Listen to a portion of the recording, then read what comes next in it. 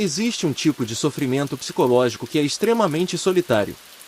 Porque ele acontece em um lugar que ninguém vê. Dentro da própria mente. Pensamentos intrusivos não pedem licença. Eles simplesmente aparecem.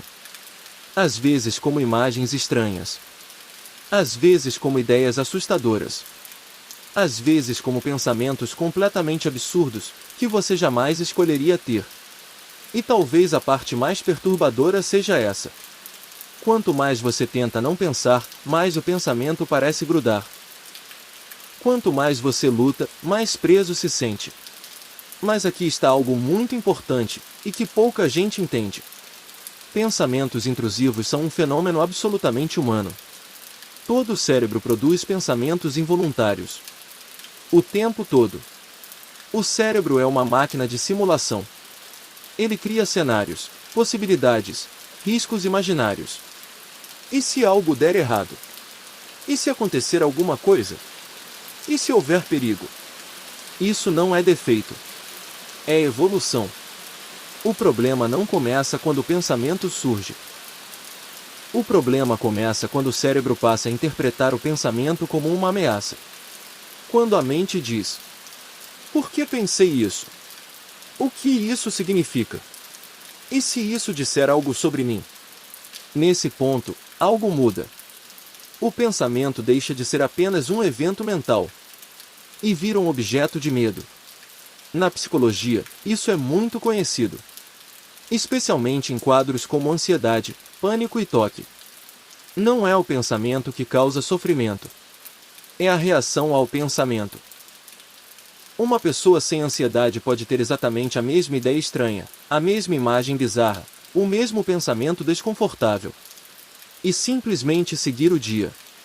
Já uma mente ansiosa entra em alerta máximo. Analisa. Questiona. Tenta neutralizar. Tenta expulsar. E sem perceber, cai em uma armadilha cognitiva muito cruel. A crença de que pensar algo é o mesmo que querer algo. Ou pior, que pensar algo significa que aquilo representa algum perigo real. Mas pensamentos não são intenções. Pensamentos não são decisões. Pensamentos são apenas eventos automáticos produzidos por um cérebro extremamente ativo. Aliás, existe algo quase irônico aqui. Pensamentos intrusivos violentos ou moralmente perturbadores costumam ser mais comuns justamente em pessoas extremamente éticas, cuidadosas e sensíveis. Porque o cérebro detecta exatamente aquilo que você mais rejeita. Ele não está revelando um desejo oculto. Ele está disparando um alarme exagerado. Do ponto de vista da neurociência, isso faz muito sentido. O cérebro ansioso possui um sistema de detecção de ameaças hiperativado. Ele não apenas reage ao mundo externo. Ele reage ao próprio conteúdo mental.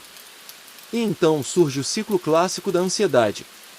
O pensamento aparece. A mente interpreta como perigo. O corpo reage com adrenalina. As sensações físicas assustam. E o medo se intensifica. Não é loucura. É um cérebro tentando proteger você de algo que não é realmente perigoso. E aqui entramos em um dos paradoxos mais importantes da vida mental. A maioria das pessoas acredita que precisa controlar os pensamentos para ficar bem. Mas a psicologia moderna mostra algo contraintuitivo. Tentar controlar pensamentos é justamente o que os mantém ativos. Quando você tenta suprimir uma ideia, o cérebro precisa monitorar se ela está voltando. E para monitorar, ele precisa ativar o pensamento. É por isso que lutar contra a mente costuma piorar tudo. Não porque você é fraco, mas porque o mecanismo não funciona assim. Por isso, abordagens terapêuticas modernas, como a terapia cognitivo-comportamental e a ACT, propõem algo muito diferente. Não eliminar pensamentos, mas mudar a relação com eles. Um pensamento pode ser apenas isso. Um pensamento. Não uma verdade. Não um comando. Não um sinal de perigo. A mente fala. Mas você não é obrigado a responder. Pensamentos são como notificações surgindo na tela. Eles aparecem. Mas você não precisa clicar em todas. E essa mudança é profunda. Porque o sofrimento começa a diminuir não quando os pensamentos desaparecem, mas quando eles perdem o poder de assustar. Na prática, isso envolve treinos muito específicos. Rotular o fenômeno.